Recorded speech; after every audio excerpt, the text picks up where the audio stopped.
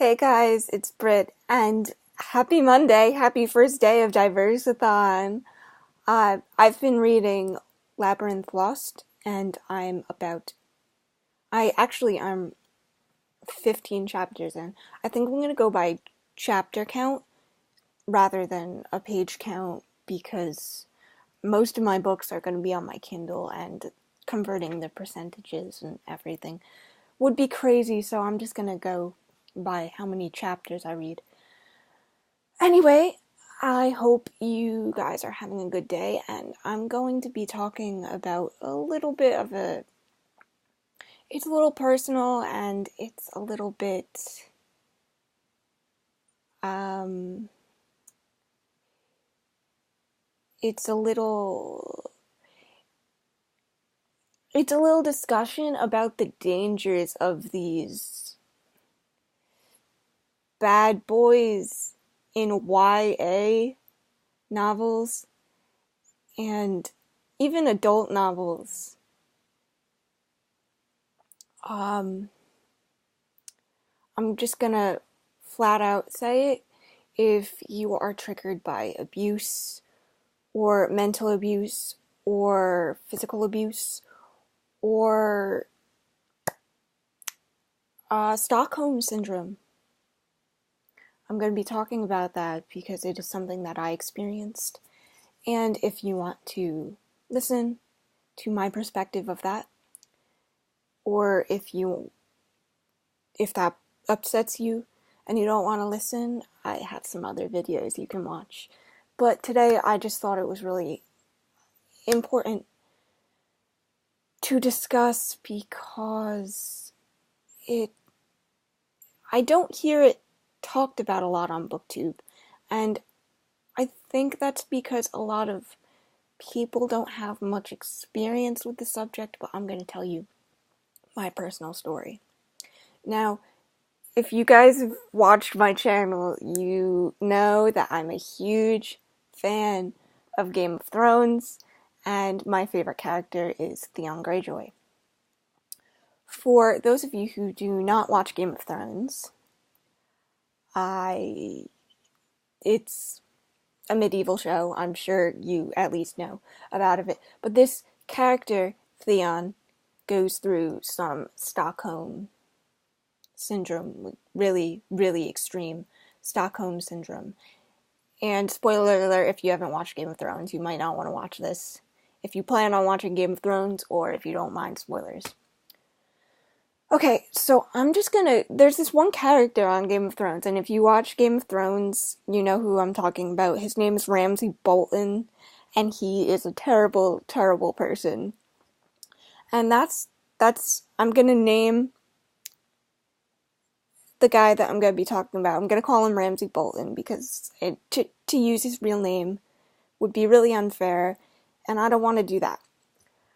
Wow, this video is almost 4 minutes long already. Okay, so Ramsay, I met him my first year of college, and I've been in college for about 5 years, and I knew this guy for about 3 years. And we were friends. We met through a mutual friend of mine, and he kind of strung me along for a really long time. He said he didn't want to date or anything, and then suddenly one day he changed his mind. And of course I was really happy. Keep in mind, I hadn't been in any sort of romantic sort of relationship prior to this point, so I really had nothing to go by, and I really, really didn't. Of course the phone's gonna ring when I'm filming a video. But we eventually started seeing each other, and it was not good, guys. It was really, really unhealthy. Even before we had started seeing each other, I should have seen the signs. I stopped reading for 2 years and writing, which was something that I really, really loved. because this guy thought it was really, really uncool. And I know I shouldn't have changed myself for this guy, and I know better now. But keep in mind, I was 17, 18 at the time, if that. And like I said, I really had no prior experience, so I didn't really know how to see the signs or what a good, healthy relationship was. So when we started seeing each other, I noticed little changes. They were slow changes, but he would get really mad at me for little things, like I would forget to bring him lunch, or I forgot that we were supposed to meet up somewhere. And he would get really mad at me and say really, really mean things, like I was stupid, and I'm not going to say the things that he actually said to me because I don't want to. But Ramsay, he had this hold over me that I didn't even realize. And my friends all saw this. And at the time, his friends were also, quote unquote, my friends. And they were like, oh no, that's just how he is. That's completely normal. Meanwhile, the friends that I had known for years were like, Britt, he's not good. He treats you badly. You've started changing. You started smoking because of this guy. He's not good for you. He's mean to you. He lets you down. He lies to you. And I didn't want to hear that because he was perfect in my eyes. And I didn't listen. And that's 100% my own fault. But eventually we broke up, and my heart hurt a lot. I didn't want to let him go.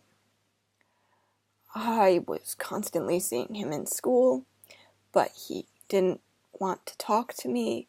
He wanted nothing to do with me. He thought I cheated on him, which is ridiculous because I didn't cheat on him. And he told me that on the last day of school that he hated me and he wanted nothing to do with me. And I still wanted to be with him so badly. And I wish that I had known what a healthy relationship was, because maybe I wouldn't have gone through this 4-year period of tormenting myself and still being really, really in love with him if I hadn't.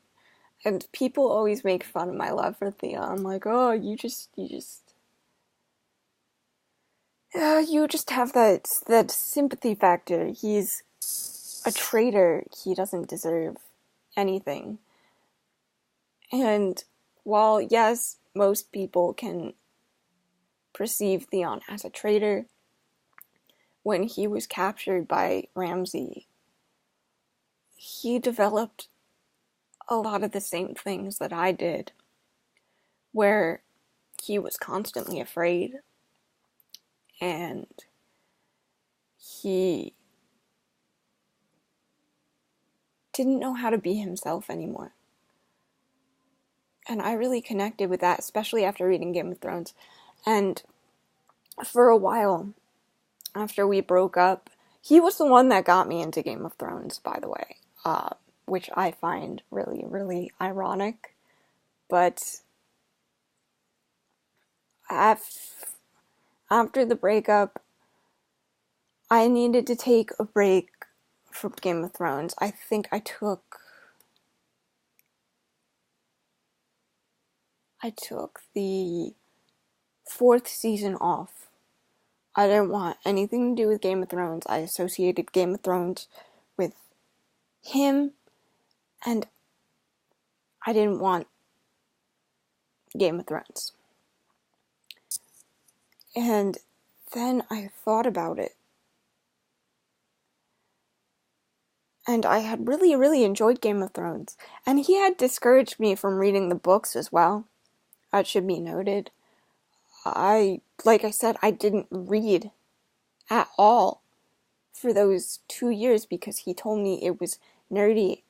And I thought that was really weird because he sat there and played Magic the Gathering, which is a game I love and I still love, and I'm not gonna knock anybody that plays Magic, and I'm not implying that Magic is a nerdy game by any standard, but I've gotten off topic.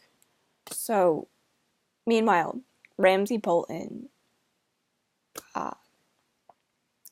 he came in and out of my life throughout school, which is why I started going to school online, because I just couldn't handle seeing him and the looks that he would give me, the looks of disgust that he would give me, really, really broke my heart. And I had done nothing wrong, but I felt like I did, and sometimes to this day I still feel like I do things wrong and that I could have remedied them. And I know that's absolutely ridiculous, but that's just how far rooted this guy is into me. And it's really, really disgusting because a part of me still, a part of me still loves him. And I don't think that that's ever going to fully go away as much as I want it to. And I have since moved on from him. That's very important. I have moved on from him. But there's still a part of me that just doesn't want to let him go. And I know it's wrong. And I shouldn't feel that way, but I do. And I know this is really repetitive and it's getting really long. But I think this is important to discuss because from the time that I had been reading prior to all of this, I had read a lot of really, really unhealthy relationships in books and YA novels. And I'm not going to name names or anything, but I think if I had been more alerted to the signs and that young adult hadn't kind of normalized the bad boy, I could have avoided all this. I thought it was normal. And it's not. And to all you young girls who are getting in your first relationships, if a guy gets angry because somebody doesn't watch a TV show and he makes a big scene about it in public, kick that guy to the curb. He's not worth it, and he's not going to be good for you. Ramsay Bolton is a terrible, terrible character who, on Game of Thrones, not me, on Game of Thrones, he castrated Theon and took away one of the only things that he had control of in his life. And while my Ramsay Bolton didn't you know, mutilate me in that way. He really messed up my head. And while he never, like, raped me or anything, it was consensual, but he kind of talked me into it when I didn't think that I was fully ready for that commitment. And I am pretty sure that I am asexual. If not from this experience, I don't know, but I haven't been intimate in that way with someone since then. And just know the warning signs before you get into these relationships, because I don't want to see another young girl be victimized by Ramsay Bolton. You know what I mean? Okay, well, that was a really heavy video, and I think I'm gonna wrap it up because it's getting really long. And later, I will have an unboxing. And until then, guys, I love you. Be careful. I love you. All right. Bye, guys.